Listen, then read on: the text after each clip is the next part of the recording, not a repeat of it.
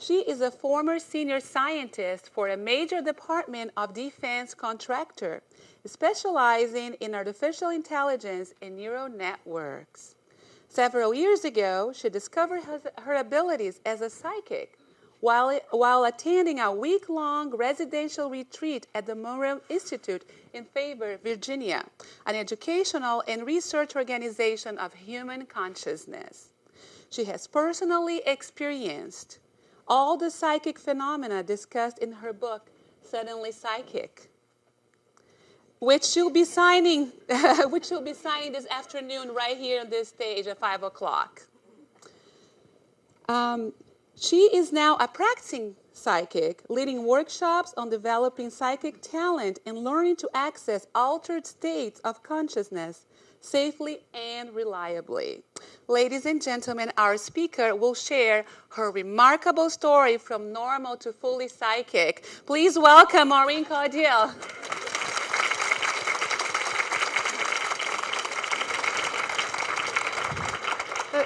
Of course, that all presupposes that anyone who majored in physics could be considered fully normal. Well, that's my deep, dark, dirty secret that I majored in physics. Well, I do want to emphasize one more time, please, please, please, if you have anything digital, electronic, that's expensive, turn it off, get it as far away from your body as you can manage, given that we have fairly tight confines. I would also recommend, if you have a watch on, take the watch off and put it in your purse or your pocket, or put it under your chair or something. Watch batteries get fried, cell phones get fried, PDAs get fried, Blackberries get fried. People who have actually had computers have had hard disks crash, CD players, just everything.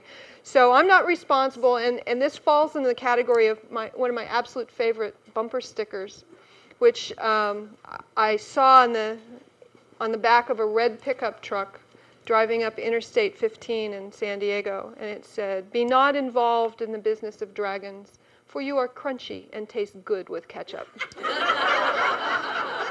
So this warning, you are crunchy and taste good with ketchup, and I am not responsible for any deep-fried electronics that may find its way completely out of the realm of wherever you think. We're going to be doing a lot of exercises today, and this is not going to be just me standing up talking at you. So this is not going to be your excuse to have a nap, because I'm going to put you guys to work. You're going to have to do some work on your own, and you're going to learn how to access your own psychic self, because every one of you is psychic. All of you are. How many of you already, have access to your psychic abilities? Oh, wonderful. Oh, wonderful. Okay, this is going to be a great group, and that just tells me one more time, make sure you don't have any electronic equipment. I did a similar workshop to this last July in Utah to a bunch of Mormons. And I was not aware until I went there how mystical the Mormon religion has traditionally been. And oh my God, the conditions were terrible. The room was overheated. It was too small for the number. We had 200 people in a room that really should only have had 120 or so. We were overcrowded. They did not have these comfortable padded straight chairs. They had the old-fashioned folding metal ones. For 2 days, these people sat in a 90-degree heat in a room. It was a 105-degree heat wave outside, and the room air conditioner could not possibly keep up with all the energy we were raising. And they had some amazing experiences. So with this many people who have access to their psychic skills, we're going to have some amazing experiences too. I'm also going to approach this in a way that has some respect for my previous life. I sometimes introduce myself as, "Hello, I'm Maureen, and I'm a recovering techie nerd." So I'm going to approach this with respect towards that technical aspect of my nature. So you're going to actually learn some science as a part of this. We're going to talk about some amazing science, and you can go home and amaze your friends by what you've learned, I hope. If nothing else, it'll be good for the next time you play Trivial Pursuit. People still play Trivial Pursuit? Oh, okay, good. So it'll be good for the next time you play Trivial Pursuit. The basic structure of the morning is going to go sort of like this. We're going to talk some about altered states of consciousness, what consciousness is, how you get into altered states of consciousness.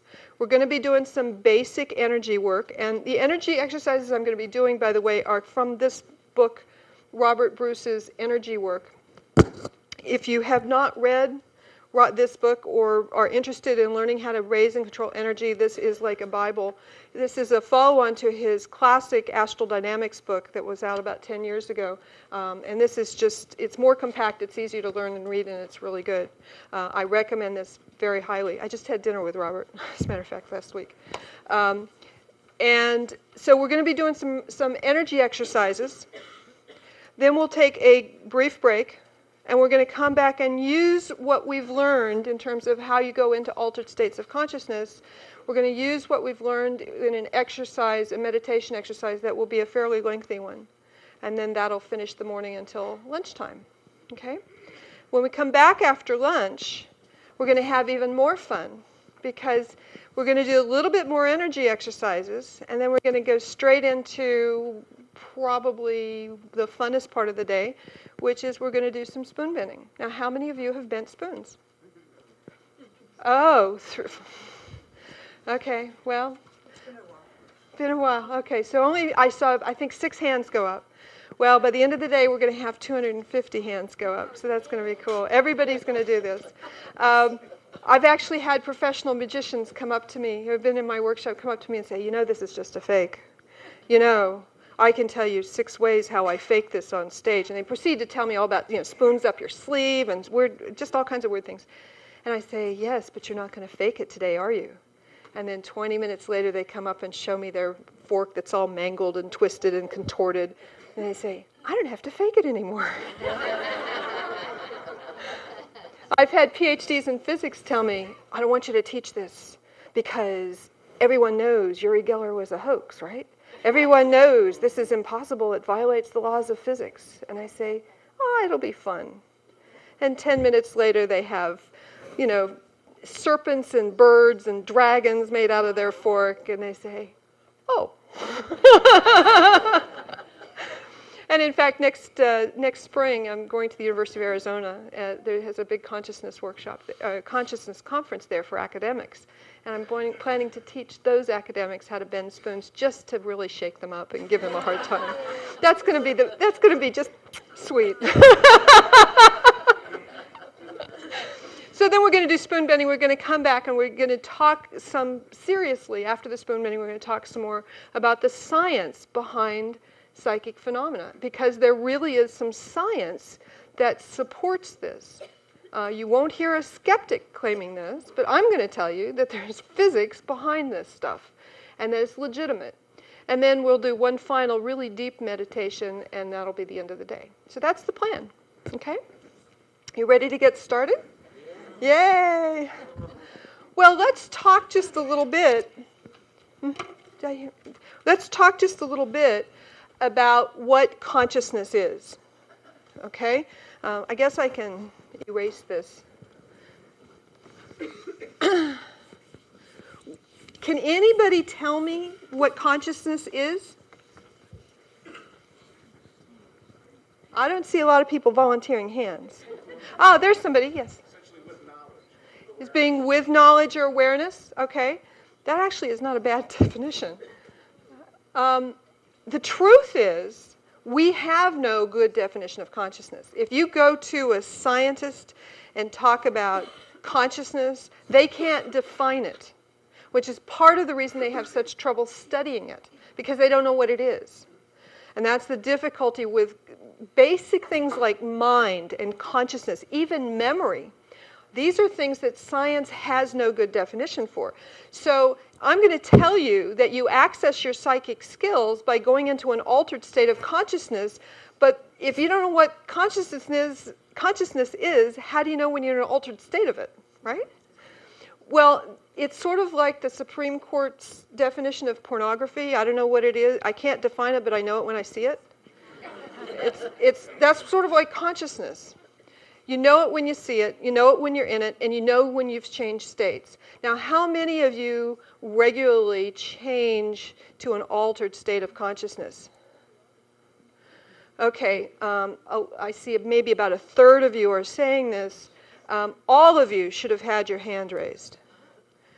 Because do you not sleep? I mean, that's actually a serious question. Do you not sleep? When you sleep, you're turning your mind from an awake alert state to a sleep state. You've changed your state of consciousness. Okay? When you dream, when you daydream, you're changing your state of consciousness. And so that consciousness level, that state of consciousness is something that everyone naturally does. In fact, all animals do this. Any animal that sleeps clearly has an awake alert state and a sleep state. If we can look at an animal and say it's sleeping, then obviously it has the fundamental ability of changing its state of consciousness. Okay? So what are the states of consciousness? Well, how do you define an altered state of it if you really don't know what it is? And the scientists have typically done this by focusing on the brain waves. Now, everybody knows that the brain produces electromagnetic waves, and they can be, if you put sensors on your skull, you can actually perceive those electromagnetic waves. And they have classified the brain waves by their frequency. And that frequency comes in several broad bands. We're going to talk about that. So the first one is beta, the beta state.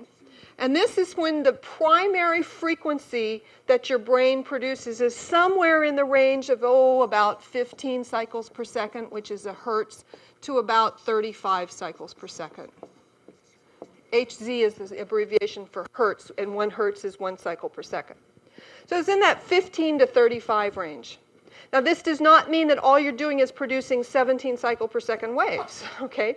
It just means that the predominant frequency that you're producing is in this range. And this is the awake alert state.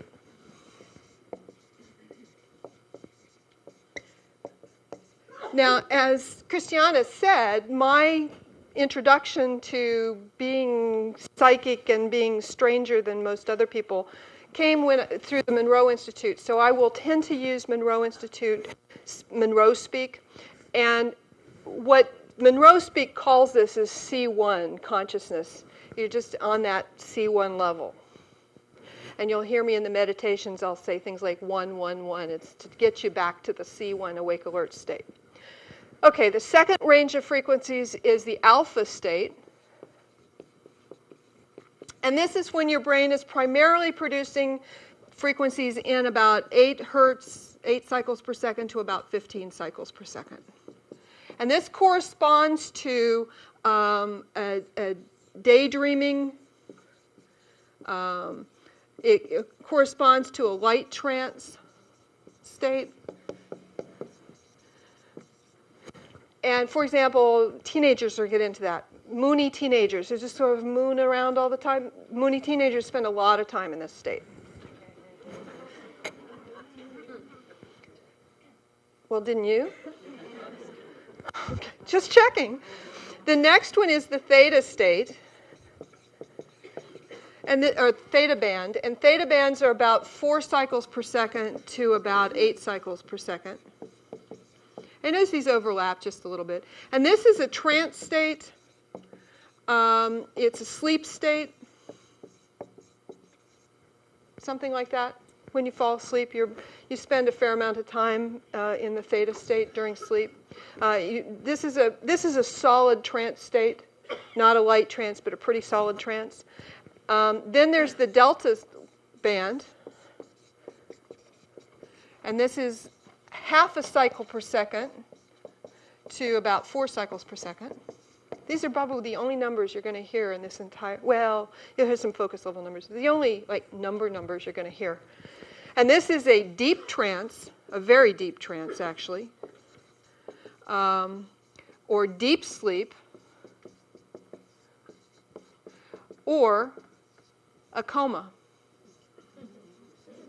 Okay, this is very, very deep state, very deep.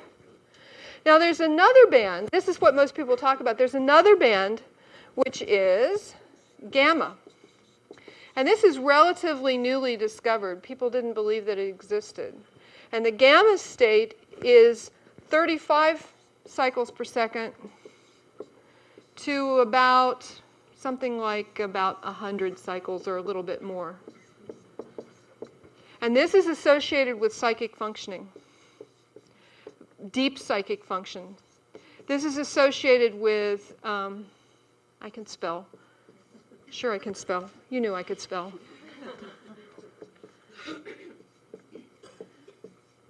This is associated with highly trained psychic, very experienced Buddhist lamas, just really, really powerful healers. Often have spikes into gamma when they're healing.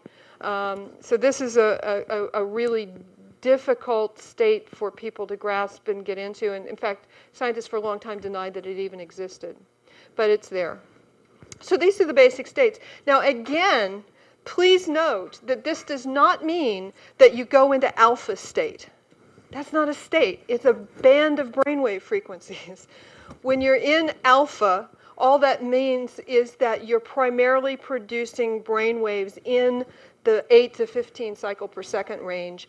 And you're still producing brain waves in these other bands. It's just more of them are in this range than in these other ranges.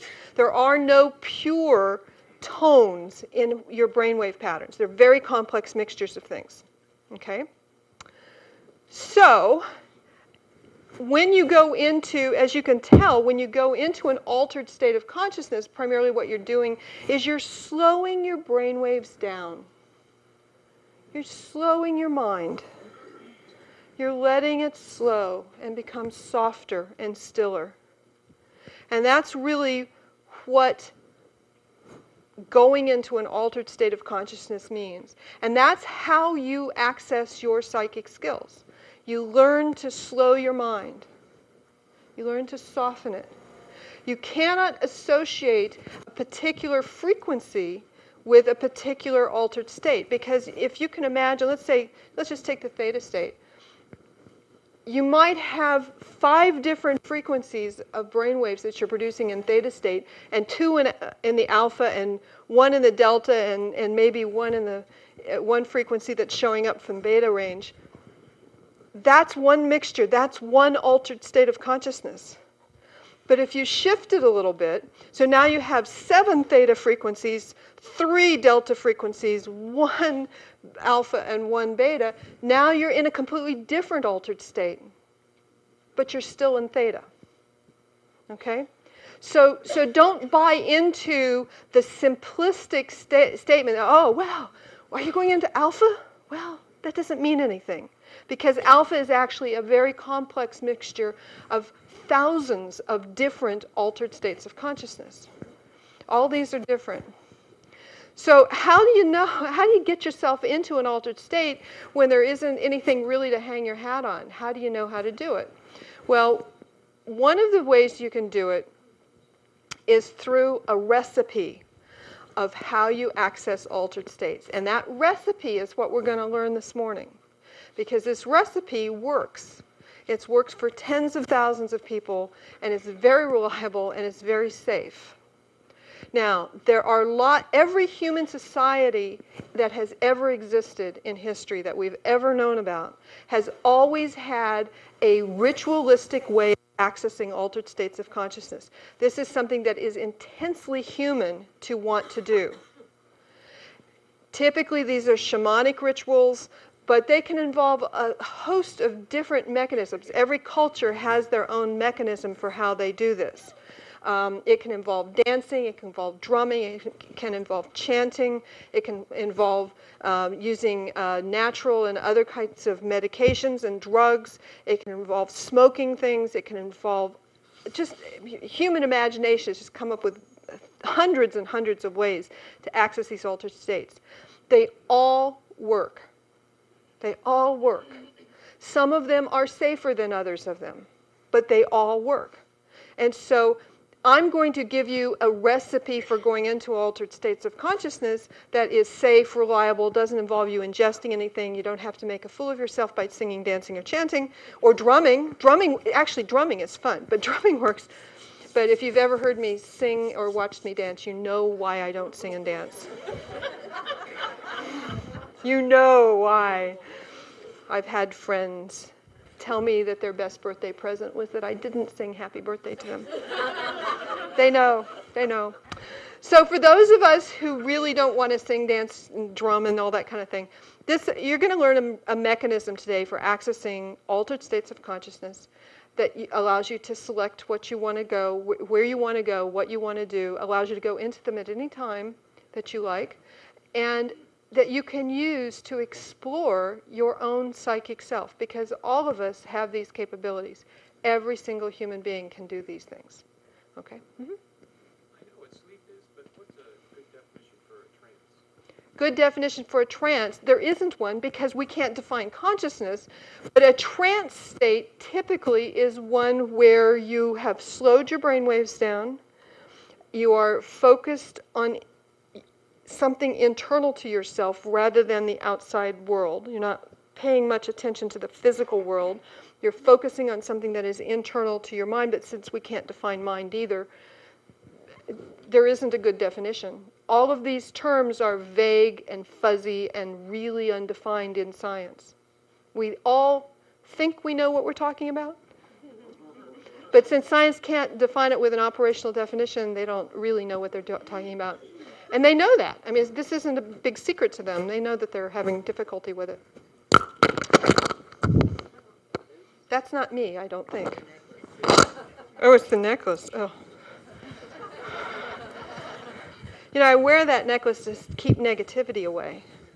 It obviously doesn't work for microphones.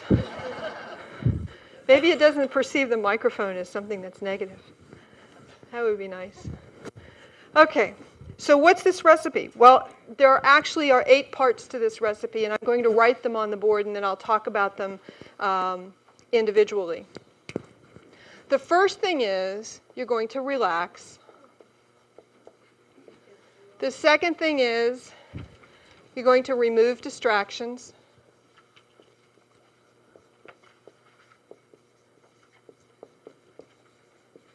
The third thing is, in fact, you should have gotten a handout with these on it. Green handout? It's on the, could I just hold yours up? On the back here? Back side with a schedule? Okay? If not, at break time, go beg, and I'm sure they'll give you one. Yeah, it's in the folder. It should be somewhere in what you've got. Oh, they ran out of folders. Okay, well, we'll see if we can get you some either at break or lunchtime or something. Okay, remove distractions. Then you're going to turn your attention inward, which, so your question was really appropriate because that basically is part of how I'm going to define a trance state. Then you're going to control your breath. I'm going to teach you 3 separate mechanisms for controlling your breath. You're going to set your intentions.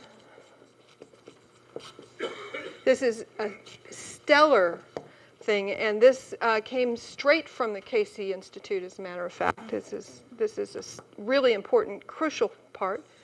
You're going to raise your energy. You're going to set your shields, another important thing. And then we're going to use a meditation aid.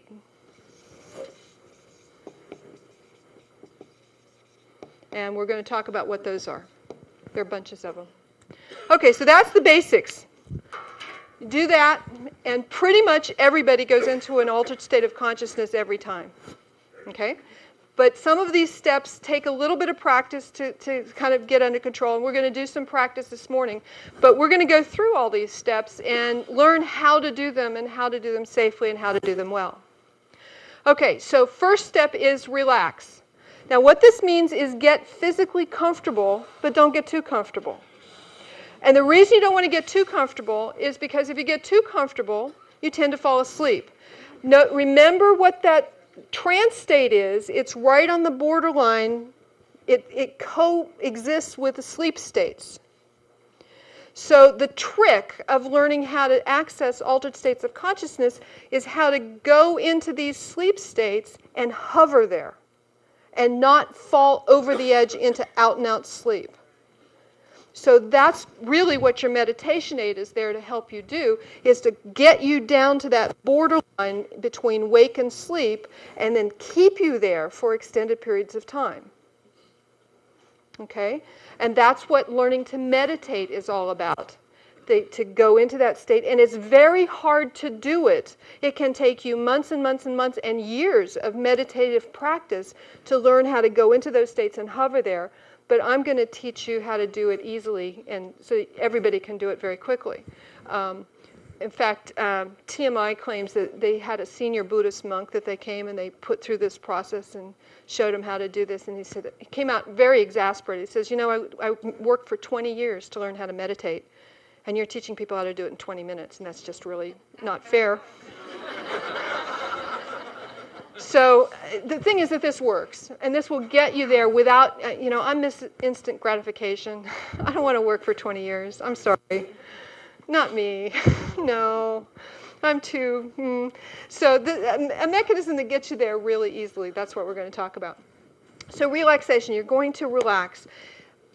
I actually prefer to meditate sitting up. Because if I lie down, I will fall asleep. It's almost a surefire thing. I have a chaise in my home that I sit down on, which has my legs stretched out in front of me, which is very convenient because I have a cat who meditates with me. And, that's the convenient lap. That's my job, is to provide lap. So relax.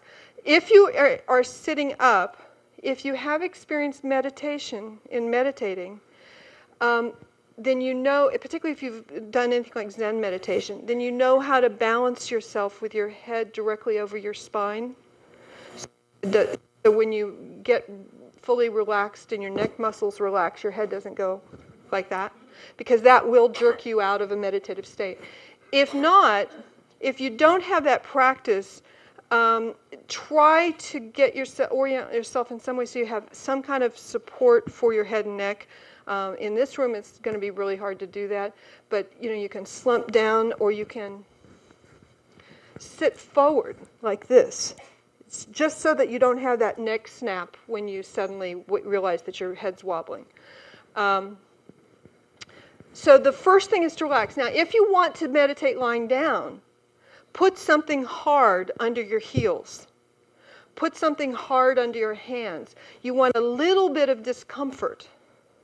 Okay, and the reason for that is simply to keep you from falling asleep. That's all it's there for. Okay? So do something to give yourself just that little bit of discomfort. Sitting upright is actually a good way to meditate. And again, just find a position where you're leaning forward like this so your head and neck are not going to wobble. The second thing is remove distractions. When we do our meditation exercises today, we're going to have the lights dim.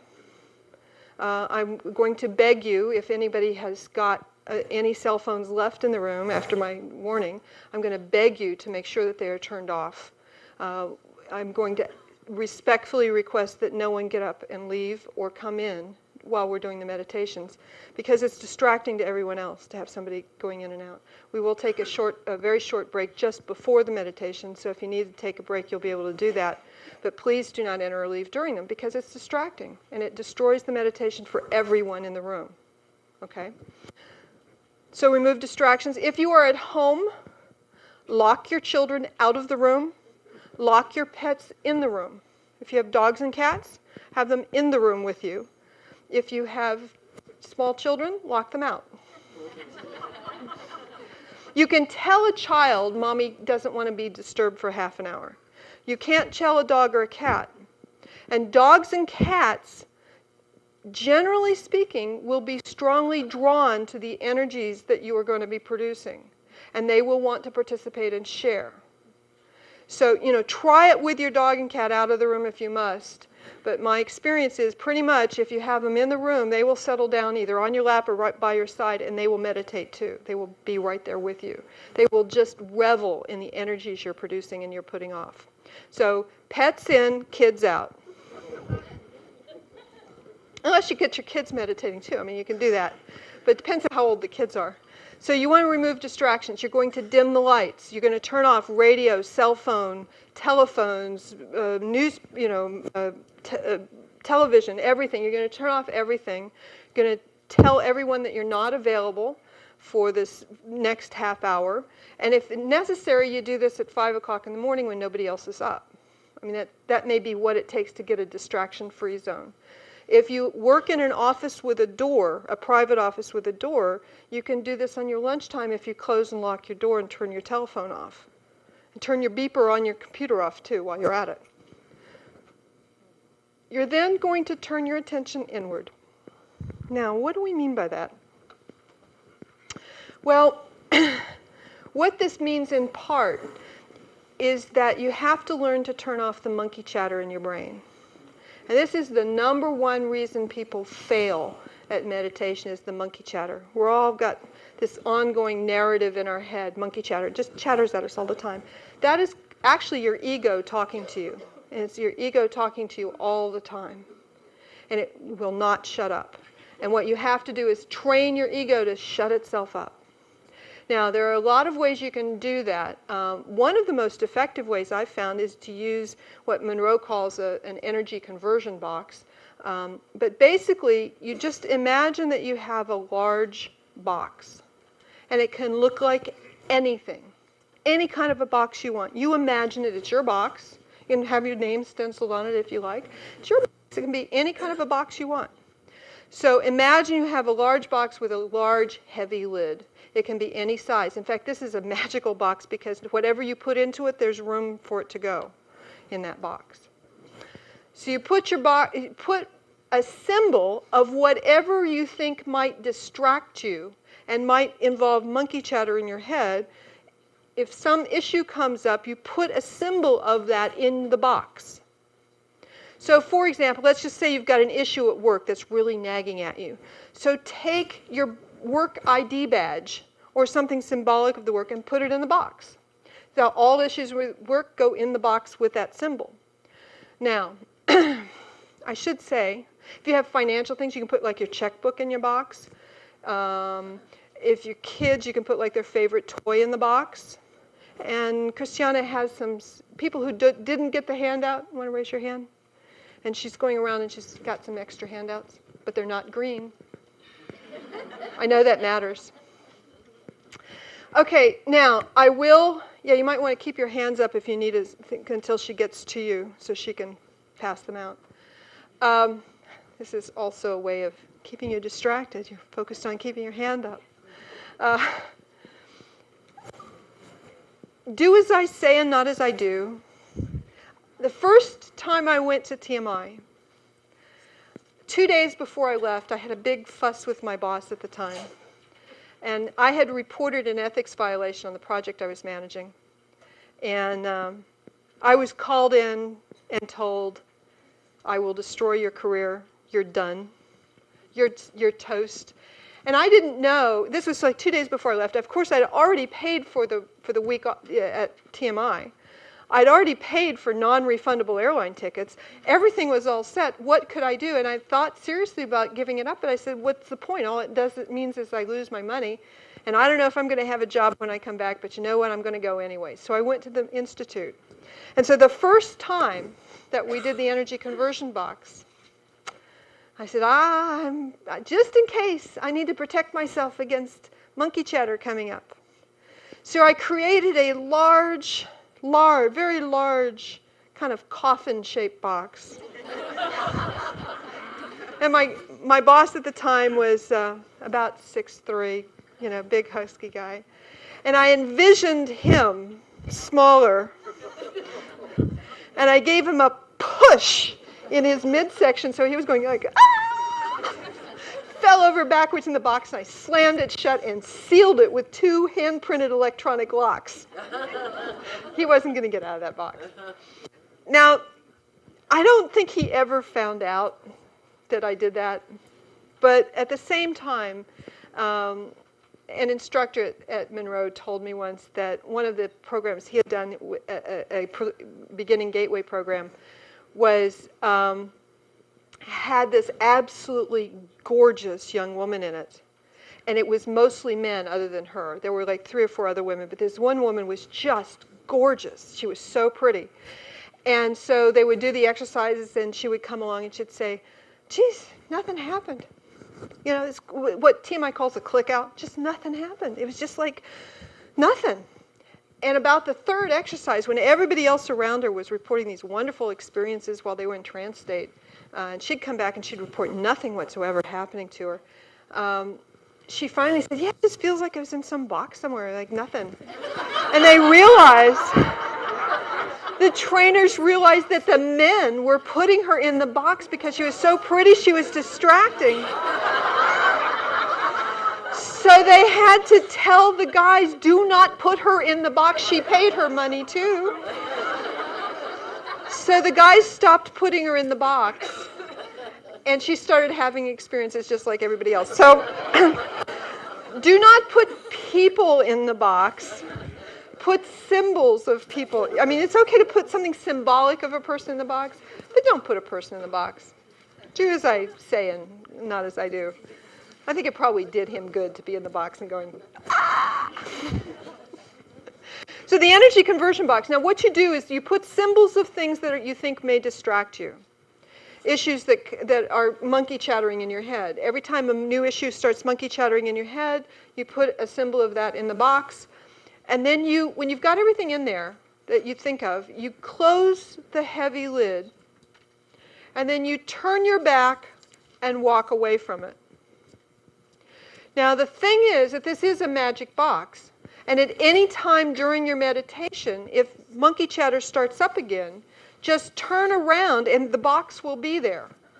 You can open the lid and put the new issue, whatever it is, in the box and close the lid again, turn your back and walk away. Okay? This is your energy conversion box. Now you can have it look like anything you like. It can look like a sea chest, a pirate chest.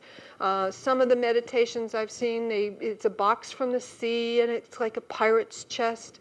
Some of them, it looks like my coffin box, which seemed appropriate at the time. You can change your box from meditation to meditation. I know some people have used, those kitchen trash cans with a flip-top lid with a pedal. They do that, and they just sort of toss the symbol out, and it reaches up and grabs it out of the air and dumps it in its little box. Some people have used like toilets. They flush them away. I mean, whatever. It doesn't matter what the symbol is. It just has to entertain and amuse you. It can be anything you like. No one has to know what your energy conversion box looks like.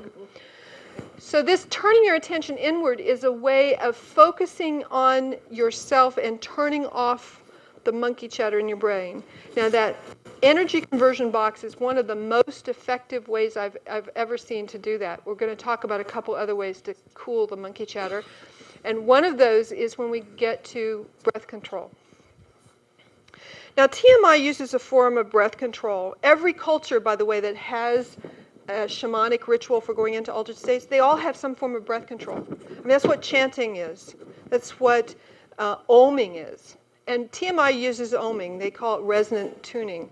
And the oming works like this. We're going to try a couple of these. You basically breathe in deeply through your nose and make sure that your diaphragm expands, not your chest, but your diaphragm. And then you breathe out slowly and steadily through your mouth. And as you breathe out through your mouth, you vibrate your vocal cords. Now, it does not matter what symbol you use. You can use any symbol. Om is real popular, but you can use any syllable. You can use any pitch. And you should experiment with pitches and syllables. Some people find that doing ah or oo instead of on makes a difference.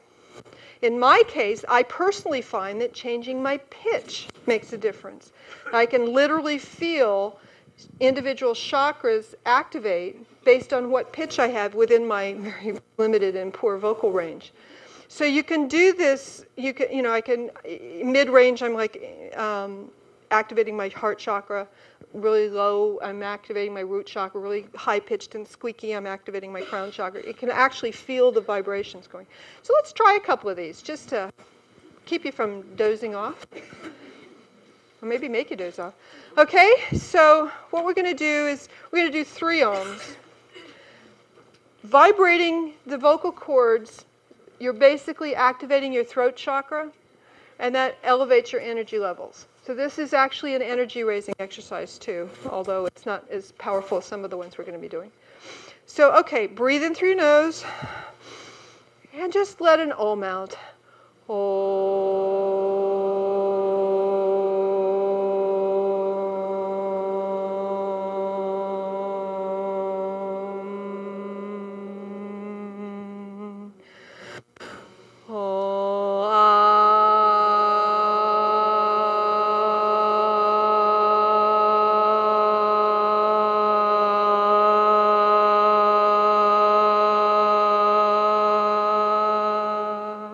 Let's try ooh.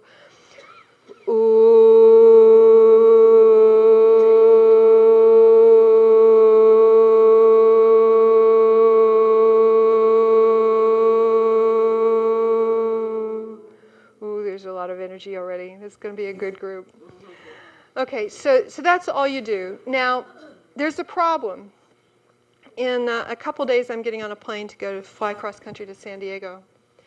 And I promise you I'm not going to be in C1 consciousness in coach. And particularly if you're in the middle seat, you do not want to be in C1 consciousness.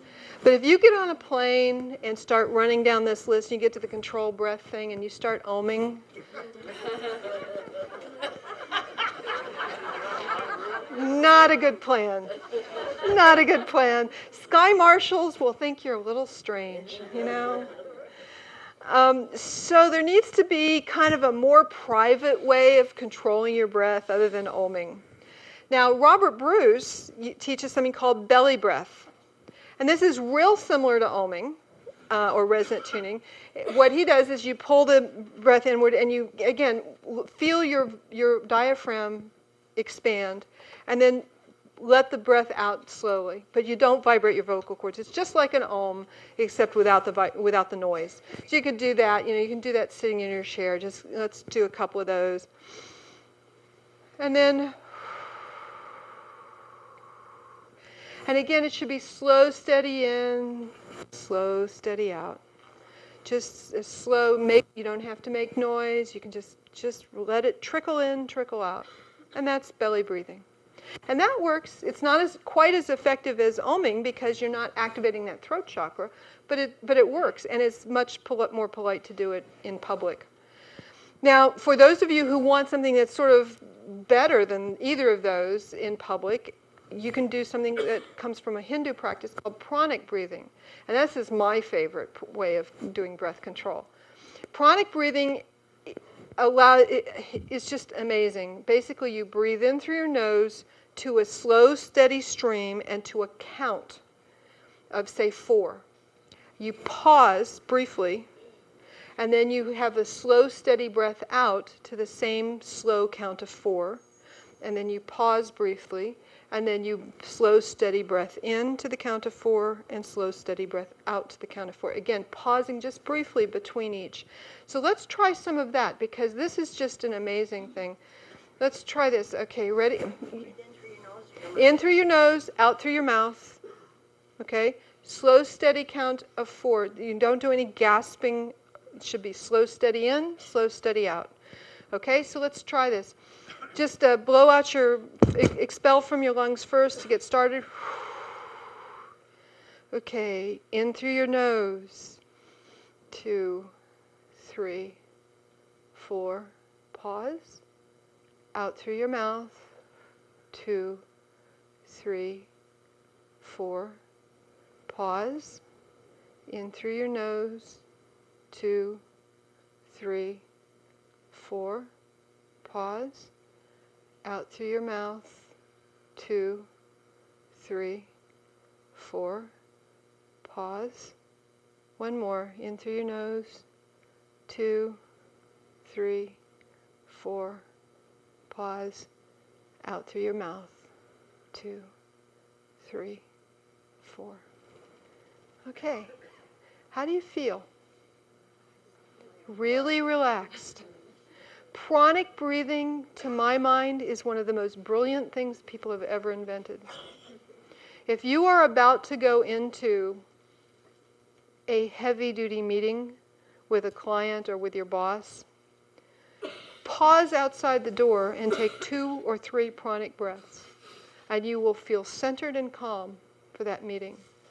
Furthermore, you can take them in the middle of the meeting. If things start getting a little hairy and you want to center yourself, stop and take even 1 or 2 pranic breaths. And on the spot, you are suddenly centered, calm, relaxed, and in control. Anytime you feel the need to get control of yourself, just stop and do a pranic breath or 2, and you will get that control. Now, furthermore, there's another trick. It is enormously helpful in mind chatter, monkey chatter. Okay? Why? Because you have to count. What you're doing when you do pranic breathing is you're giving your left analytical brain something to do. You're telling it to go sit in the corner and count to 4. Over and over and over and over again. Just sit there and count to 4. And it's important because that rhythm, that constant rhythm of in and out is the breath control that you're trying to achieve. So it's important that they keep track of it. But it also means that your left brain can't be doing much else. It's sitting there counting to 4 over and over again. Okay? Just constantly counting to 4. So anytime in the meditation, when you experience monkey chatter, start doing pranic breathing. Start counting to 4 over and over again. You can do it right in the middle of whatever trance state you're in. It doesn't matter. Pranic breathing can happen anytime, any place. It's not going to pull you out of the trance to sit there and count, have your left brain count to 4. It can't be fussing you about other things. Now, you had a question. Yeah, I had some monkey chatter going on just now, but I kept, you said you preferred the last method over the other 2. You said you preferred, what is it called? Pranic breathing. Pranic breathing over the first 2, but you said it doesn't activate your throat chakra. So I'm trying to see, which one do you do? I do pranic breathing so because we're going to learn some other methods for activating the chakras. That's what I wanted. Yeah, that's not the only way to do it. And I just find pranic breathing less intrusive, so I can do it in public at any time, and less invasive. It's really effective. Now, there's a question over here. Yes? I have some serious sinus issues, and I've had surgery, and I can't breathe in sometimes, even for a count of 4 through my nose. Then try it for a count of 2. Truthfully, start at whatever level you can, and if you can't breathe in through your nose at all, do pranic breathing, mouth in, mouth out. It doesn't really matter. The effective thing is to control your breath. That's the most important thing. So adapt it to whatever you can do. Yes? It makes me feel light in the head. Then do it to a lesser count. Try doing it to 2 or 3 instead of to 4. And build yourself up so you can do it to 4. And if you find it really easy to do 4, try going for 6. It doesn't matter. It doesn't matter. The more you can learn, the point is to just get control of your breath so that you are consciously controlling the stream of air that comes in and the stream of air that comes out. You can adapt it to whatever your other limitations are, but just control it. And again, the fact that your conscious mind is taking control of your breath shuts it up because it's got to think about breathing. You usually don't think about your breathing, do you? It's an autonomic function. But if you set your left brain analytical side to sit there and think about the breathing and to consciously control it and keep the pace and to keep track of what you're doing all the time, then it can't be worrying about whether you paid last month's gas bill or the mortgage coming due. It can't be worried about that stuff. And so it turns off the monkey chatter more effectively than anything I've ever seen. Yes? Do you hold the breath between inhale and exhale to a count? Just for a pause, just for 1 beat. Okay. Just for 1 beat. It's just a brief pause between in-breaths and out-breaths. And again, that's to force you to be in complete control of whether you're taking air in or taking air out. It's to force you to put your breath under absolute conscious control. Yes, there is. Monkey chatter have a purpose? Yes, it probably does, but the question was, does monkey chatter have a purpose? It does, but it's not a good one. Your ego, our egos, all of our egos, does not want us necessarily to access the spiritual levels we're accessing. And so monkey chatter is one of the tools the ego uses to keep you away from there. We'll talk about that this afternoon, actually. The good question is why. But your ego is not necessarily your friend, because and one of the issues that you need to do is to look past the ego that you have. Because as long as you're maintaining an ego of separateness, how can you be part of the cosmic all? And the ego, when you become part of the cosmic all, then the ego has no reason for existence, and it's fighting for its life, basically. Okay? So control your breath. This is like super, super, super important. Yes, one. Is the count that you breathe in and the count that you breathe out, could they be different or should they be the same? In pranic breathing, yeah, the question is, can the in-breath count and the out-breath count be different? They really should be the same. The point is a fixed, constant period of in-breaths, a pause, a fixed, constant period of out-breaths, a pause. The idea is to get this symmetry going. Breath in, pause, breath out, pause, breath in, pause. And again, the focus is to make sure that it's conscious and under complete control. So practice your pranic breathing. It's a really good exercise. Okay, set intentions. Now this is actually TMI is very, very upfront about saying that this is due in large part to the Casey Institute. And it is a really important part of the preparation process.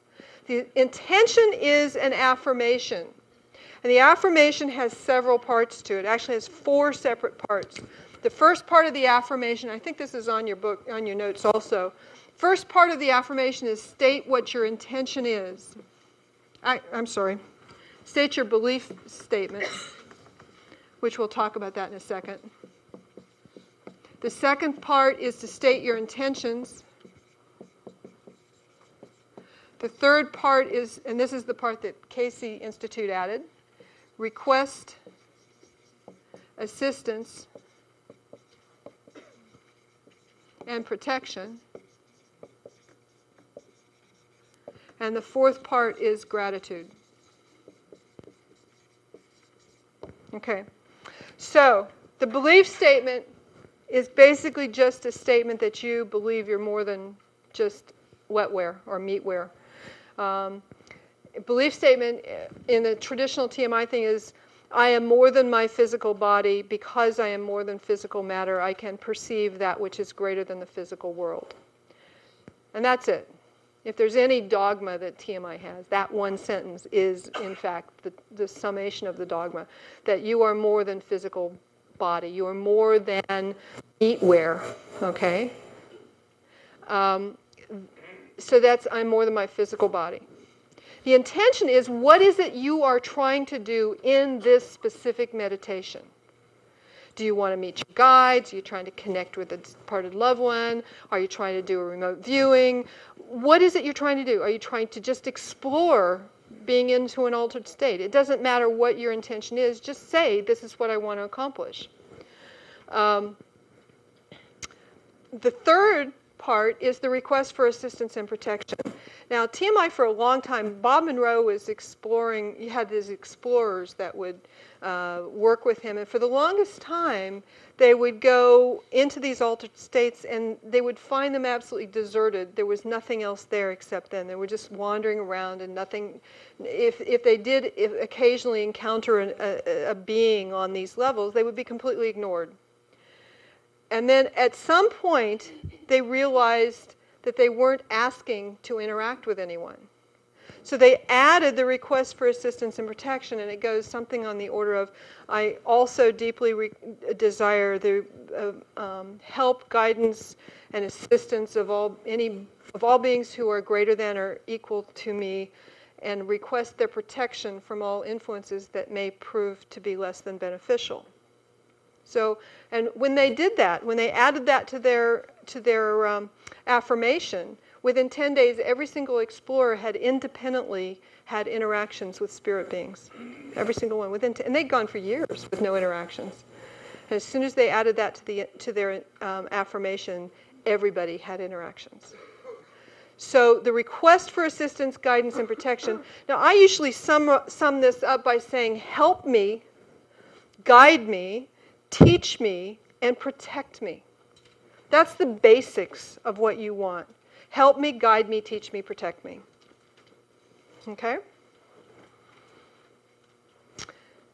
And finally, at the end of the affirmation, express your gratitude for whatever it is that you are about to receive. This is like you're expressing gratitude in advance. You don't even have to put words on this. Just let gratitude flood your being and radiate out from you. So the affirmation is an expression of belief. It's an expression of what is it you intend to do. You request guidance, assistance, and help and protection. And you express your gratitude. And that's it. And again, this can all be symbolic. You can put it into words, or you can make it a symbol. I know one person I know has this as a flowering, beautiful rosebud. And as she comes out, the flower blossoms. And as it blossoms, it associates with her set of belief, intentions, requests, and gratitude. And it blossoms into this beautiful rose. So it can be symbolic. It doesn't have to be in words.